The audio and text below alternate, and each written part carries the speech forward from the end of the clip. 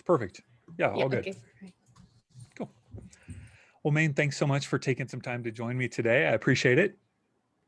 Thanks, David, for giving us this platform to share everything about the SHEeo Society and what we can do for women entrepreneurs out there. Absolutely. So let's start by talking about your motivation to start the SHEeo Society. I have to Yeah, get used to saying that. I have to slow myself down and be like SHEeo, SHEeo. it's like CEO, but it's more Oh, like I she get it. I EO. know. I get it. I love it. I love the name. That's awesome. So tell me, what motivated you to start the organization? So I'll tell you a little backtrack a little bit. So I started young.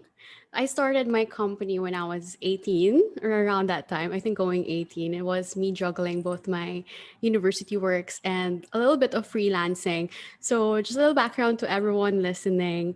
I'm also Chinese. So if you have an Asian upbringing, your dad or your mom, we call them the tiger dads and tiger mom, would instill that mindset in you that, hey, you have to make your own business. So when I was young, I already know that I'm gonna be on entrepreneurship path. I really started young, and while in my university, I started this graphic design. It was just the time that social media is picking up. So during breaks, I would cross the road. There's this coffee shop there, and then I would do like my projects there along with my homeworks. For And then of clients. course with yes, for clients. When I graduated, that's the time that I immediately jump on the entrepreneurship. You can get that entrepreneurship, and I was really excited. So I had the big hopes and dreams for this. I'm like, okay, let's go big, and I have something new. It's an innovation, and all my fresh ideas would help all these businesses out there with so branding and doesn't even have a social media presence. So I made all the mistakes when I was young. I was really naive. I think I rushed into it a bit, and then I made all the mistakes. And one of the biggest challenges that I faced that time was management, team management. I was young. I thought it was like managing a group project, so I didn't know the difference. So I was just acting on what I know. Of course, in the middle of that, comes the. Of course, it's hard to find clients because you're young.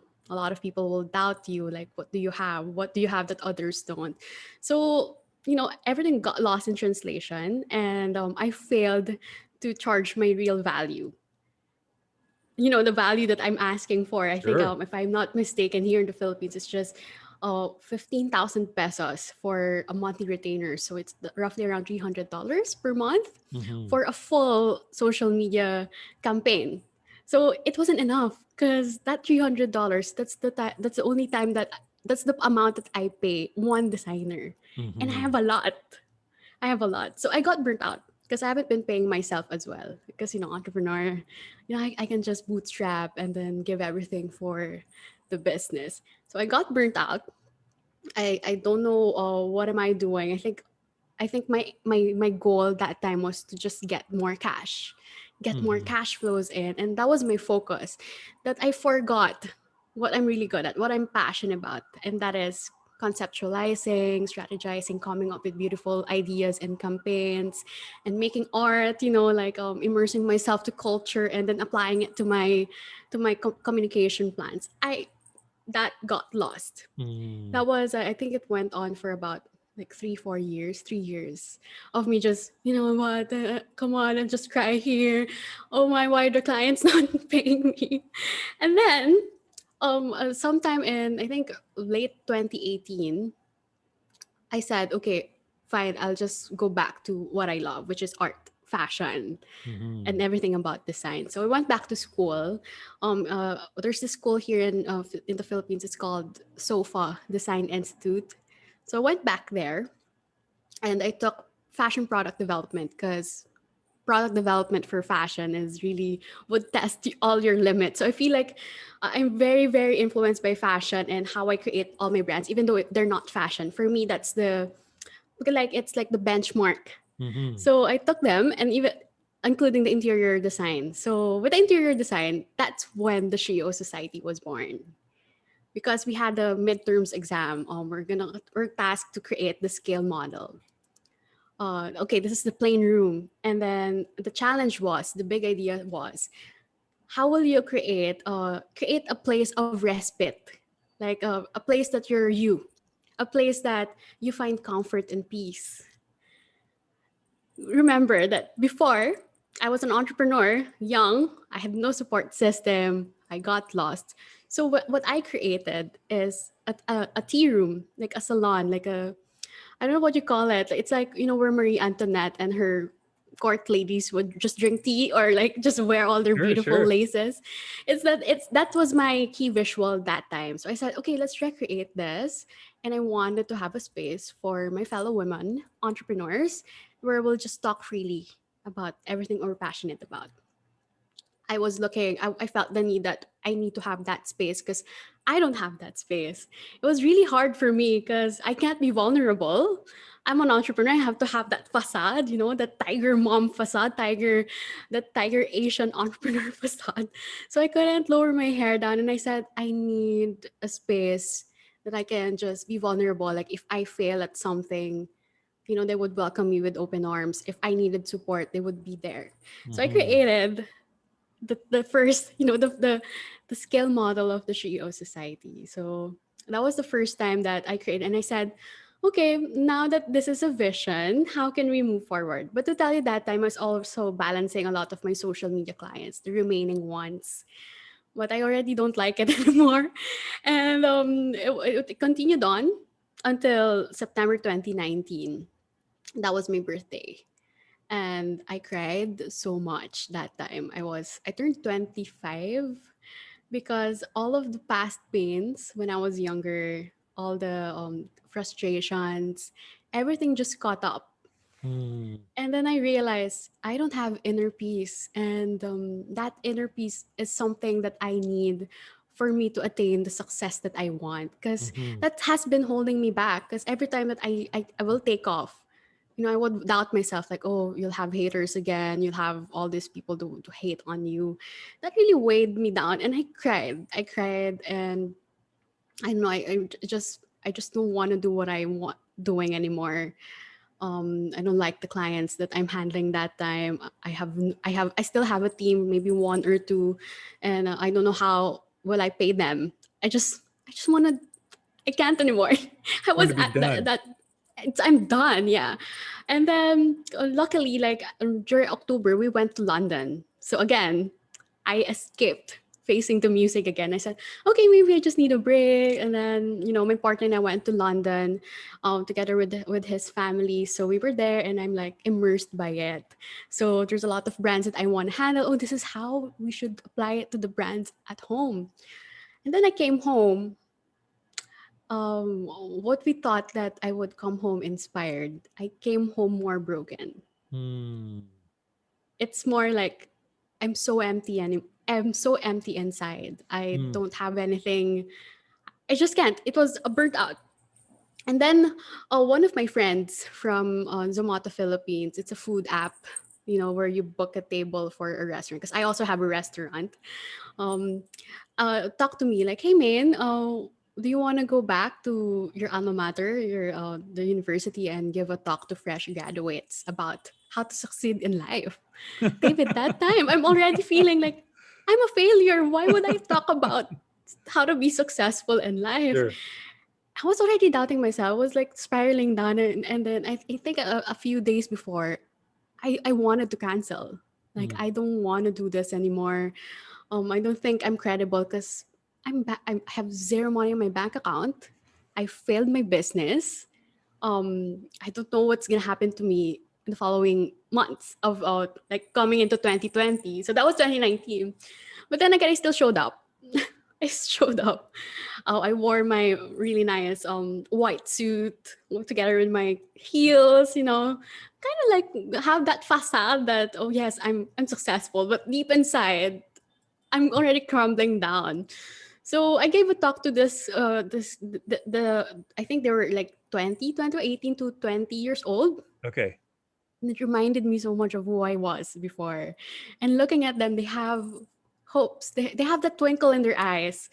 And I saw myself on the audience, and I like, okay, I think I need to tell them what they need to expect. Then afterwards, it was really successful. Like we were well received, and they were like, "I hope we'll be like you when I hit your age," and just I allowed it. I simmered I simmered into all of that, and then I went to my it's close by because there's this like this favorite bar that I like in Conrad. So it's like a celebratory drinks. So I got my favorite mezcal drink. So together with my partner, we drank, and I said, you know what?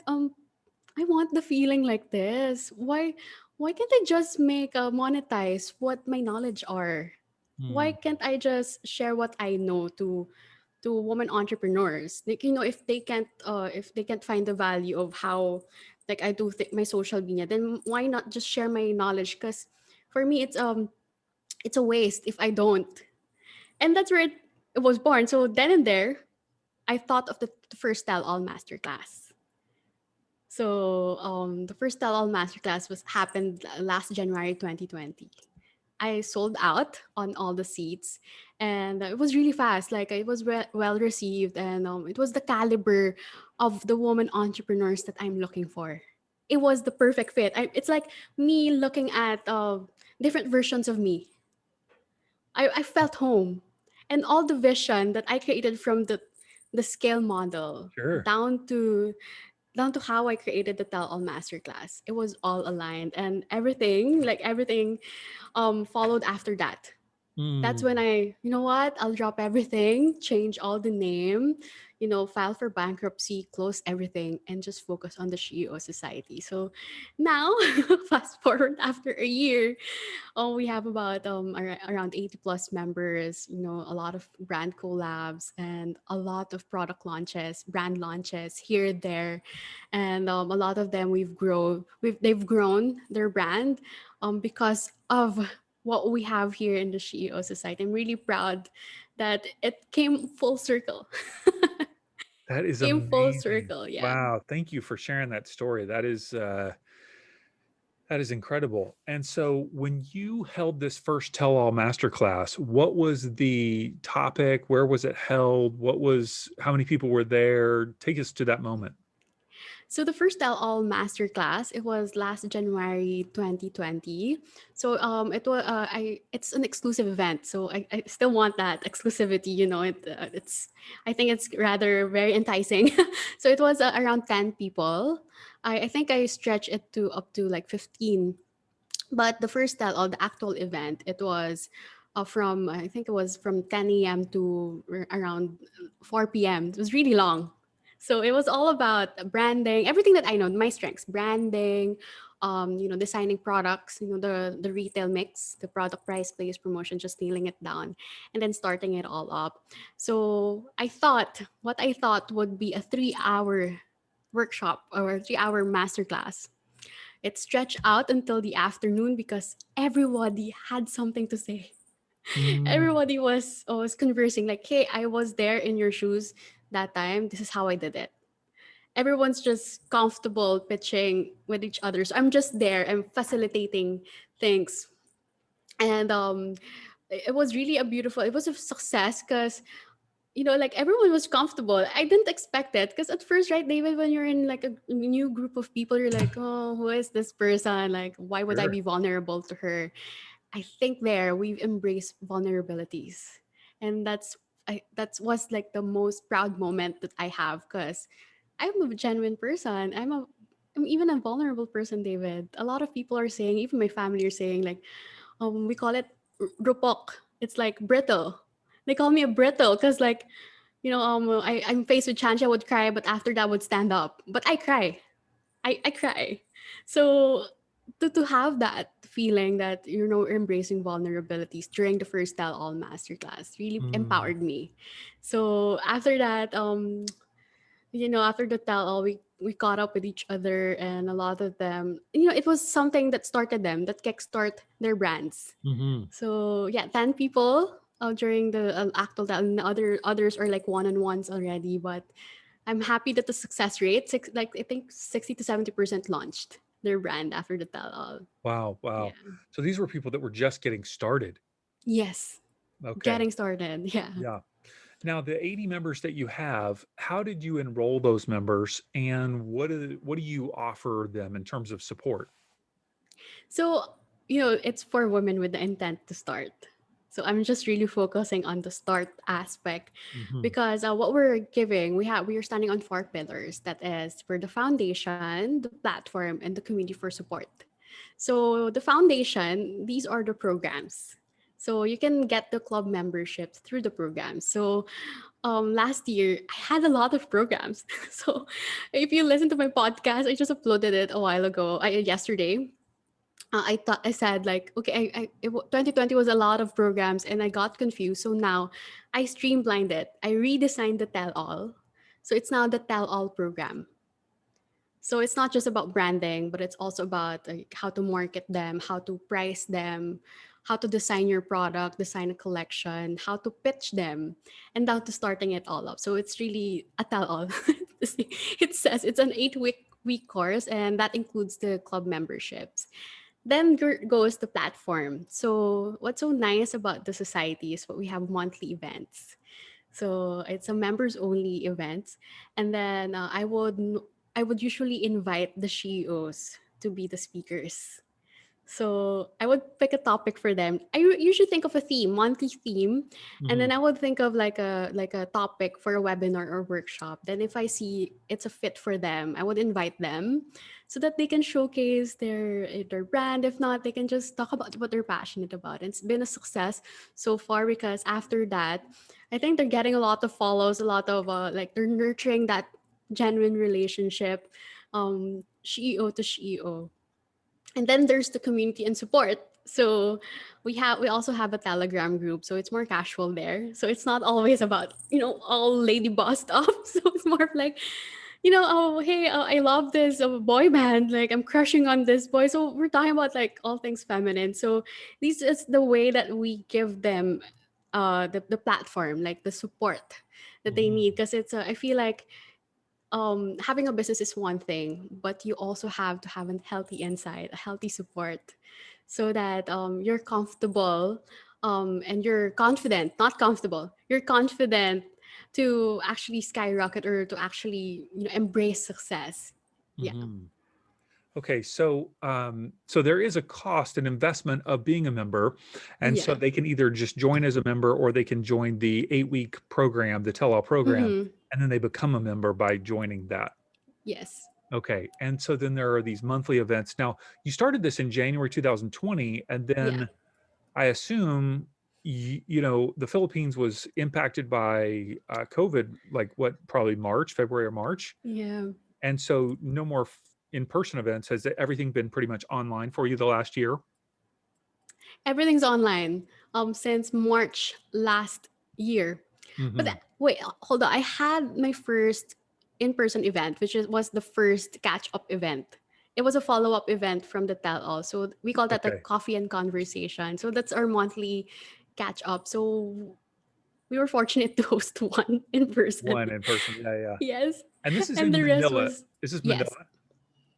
So far we're now in Manila, of course. This Mhm. is where we are, but since the pandemic happened, we've been embracing the global mindset because everyone's online. I feel like one of the many things that brought us together this pandemic, it brought us together, and it actually blurred the line of like physical Mhm. borders. Now we can invite everyone all over the globe if they want to join. They're very, very open to join us in these conversations. That's awesome. So, what are some of the biggest challenges that female entrepreneurs, especially those that are starting up, specifically in the Philippines or Southeast Asia, what are maybe some of the unique challenges that female entrepreneurs face in that region? And maybe they're not unique. I don't know. I'm kind of asking the question out of ignorance to say, are there unique challenges? Well, now I'm speaking on my own challenges as a Filipino entrepreneur. I remember joining this Vogue fashion conversation. I think it was around April or May, and then the guy that was talking is the creative director of Montclair. So he mentioned about think local, go global. So that was supposed to be the mindset because what you want is to showcase the local aspect to the global stage. Mhm. um it wasn't the first time that I heard this line. So remember, I took courses on fashion and design, right? And then this professor of mine, his name is Mon Galicia. I took his retail merchandising class, and then I was designing my brand. It was a fashion brand, and I was telling him, "Oh, here I'm gonna target just Metro Manila." So when I heard the think local, go global, I think this is one of the many challenges. Like we don't talk about it, but here in the Philippines, I notice also with my CEOs, they would often limit themselves to just one place. Mm-hmm. Like, okay, Maine, I'm from Metro Manila, and this is the only place that I can cater. And I would push them further. Like, why don't you like offer it nationwide, or offer worldwide shipping? So it was something also that held me back. Because at first, when I created the SHEeo Society, I said, "Oh, the Philippines need the support system." But then a lot of people from all over the globe are actually tuning in, and that's why we met, David. You're from LA and I'm from Manila. And I think that was one of the challenges we have, because we always think so, like we're just limiting ourselves to the local aspect when Mm-hmm. the world is our stage. And online, Instagram, you use the right hashtag, tune into the right frequency, join the proper groups, you have the world for you. It will be, the doors will open for you. And I think that's one of the challenges, which leads me to the second challenge: pricing. I'm going through the same thing. So how I think of a local aspect, it was a struggle for me to put the real value of what I can offer. Mm-hmm. So I always think about the scarcity, you know. Thinking the small thinking, like think local, it's okay, but it's more of coming from the scarcity space. Like, I don't think I can. I'm just from the Philippines. I don't think the world will embrace me. It leads to that, and I was going through that, and I said, okay, why am I? Some people are asking, like even the CEOs from around the globe, they're asking, "May I think you're pricing it pricing it cheap there?" And I'm like, what do you mean cheap? I mean, there's a disconnect. You're evoking such a premium feeling. You're inspired by fashion and all of these beautiful brands, but there has been a disconnect, and it got me into thinking, oh, I think this is also something that everyone in the Mm-hmm. Philippines, especially entrepreneurs here, they're forgetting that there's more beyond our the Mm-hmm. Philippines. We can cater to more market, and we just have to be open about it and just embrace the real value of and be comfortable with it. Yeah. Mm-hmm.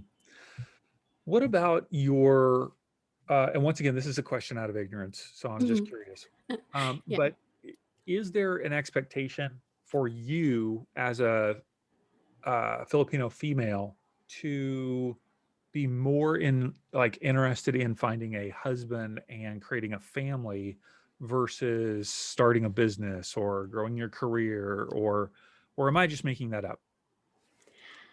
Okay. I'm gonna be vulnerable a bit, David, if that's okay. So, I'm 26 years old, and my mom had me when she was 21. So when I turned 21, my mom is a tiger mom, but like I owe it all to her as well. So she was expecting me to like find a husband, and but then I'm already in a 7-year relationship. My partner has been great. We've grown together, and he also has his business. He's also an entrepreneur. But then you see, we're high performing people. So the idea of marriage this early, um it's not there yet, at least for me. Mhm. I don't see myself settling down until, like, I think when I'm 30. But then again, the people around me are saying, "Hey man, you have a body clock, I'm like, "But there are options. That's why we're hustling, because there are a lot of options already. You can freeze, you can do the embryo freezing and all of that. There's a lot of options, and they're telling me, do you have the funds? I will have the funds." Actually, that pushed me. That's actually motivating me. But if in terms of your question, if there's some sort of the urgency or like a pressure from those around us, yes, there is. But I feel like it's up to us if we're gonna submit to that, because the best way is to just respond and just tell them, come from honesty, that right now my focus is my career. I'm trying to build an empire, and when it's the perfect time, then why not? The options are there. Yeah. Mhm. And your parents say what back to you about that? My dad is more he's more chill about it. Yeah. Because I'm the eldest daughter, so he loves me dearly, I'm sure. My mom, on the other hand, of course, she has her own practice. She went through a lot as well, so I think she wants me already to go through that. But I'm like, no, no. She wants those Not now. grandkids. I got her a dog though. Grand dog. There you go. So, what is your ultimate dream for the SHEeo Society? Like, what do you envision, say, 5 years from now? It's only been a year or so. So, like 5 years from now, what would you dream of experiencing with the SHEeo Society? So, David, I'm a traveler myself. So, if there was no pandemic, I've been traveling 4 to 5 times in a year. For me, because it's a cultural immersion. Like, I always come home very inspired and like filled with ideas. So, just to give you also like a backstory to it. When I created the space, the space for my class, my midterms, one of the many inspiration that I have is this place called Luxi Luxi. It's in Singapore. You can look it up. It's by Lo Behold Group, and it's one of the most successful food group in Singapore. So they're the ones behind Odette. It's a number one restaurant. I'm into that though.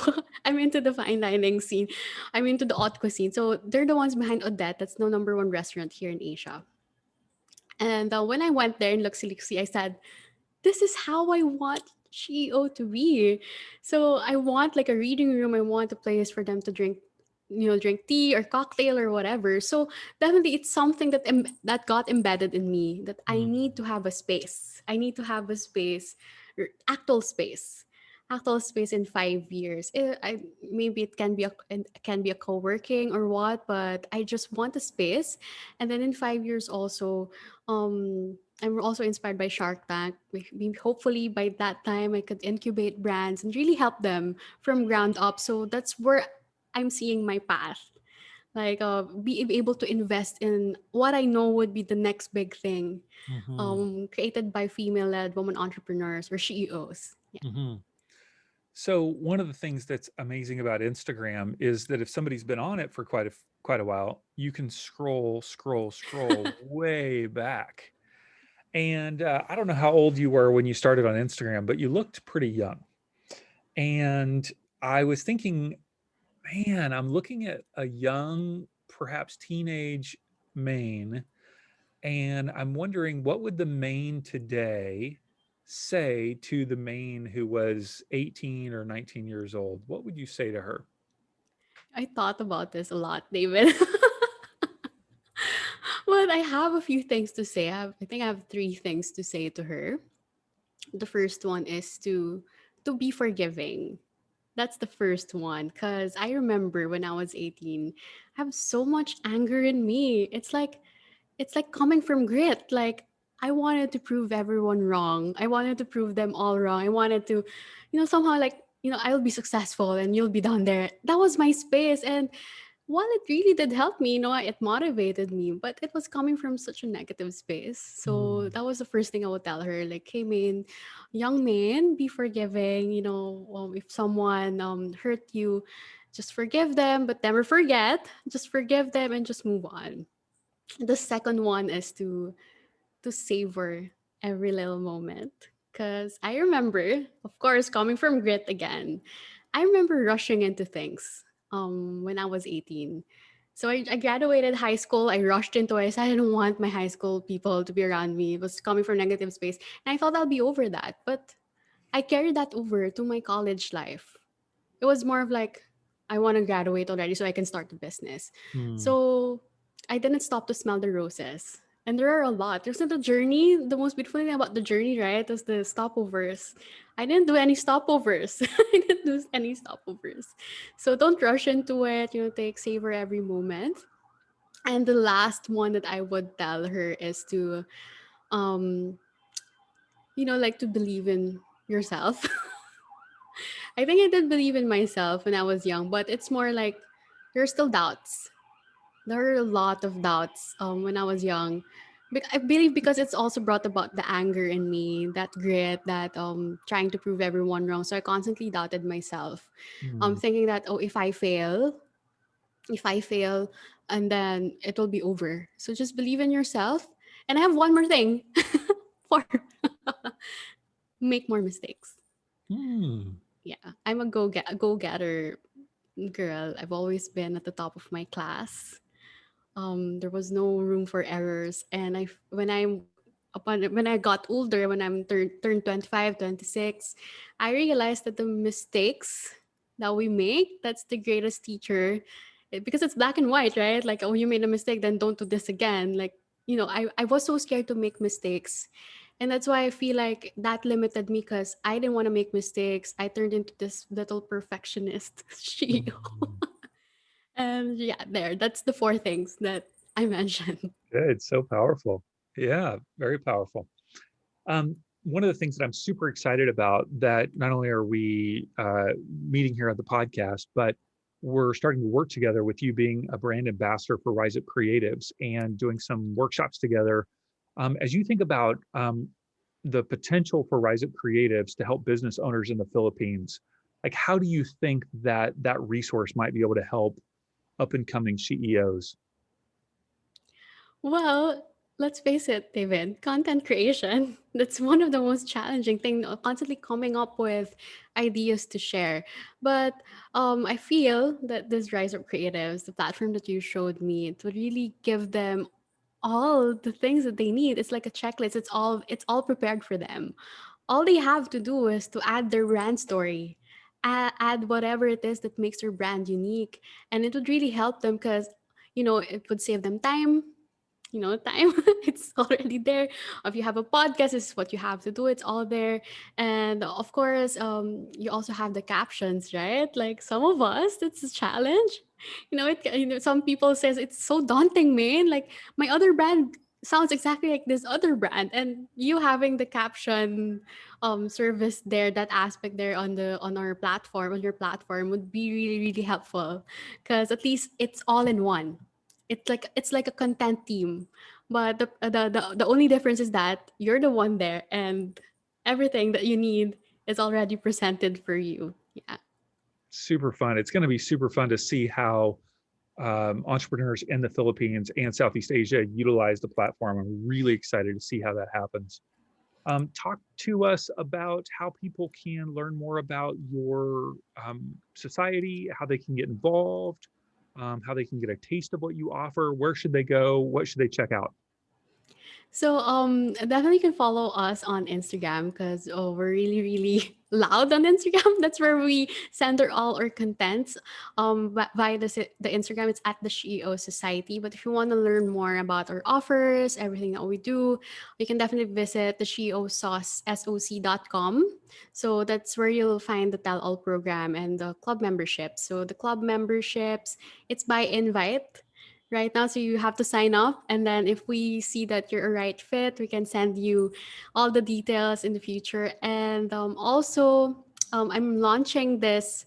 It's like a mini business consultations. It's called Unearthing Session. So right now, we're slowly teasing everyone, but it would be best if you subscribe to our digest, our email subscription list. So we'll send you everything that is new, all the promotions or what's coming in the club, so that you'll be updated. Yes.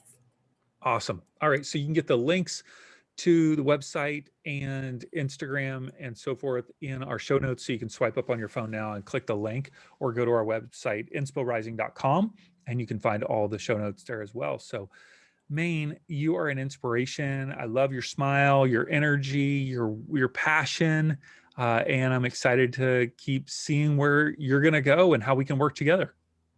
Yes, David, thank you so much for having me here in the Inspo Rising. And it's been an amazing thing to be able to share my story to everyone watching and listening. All right.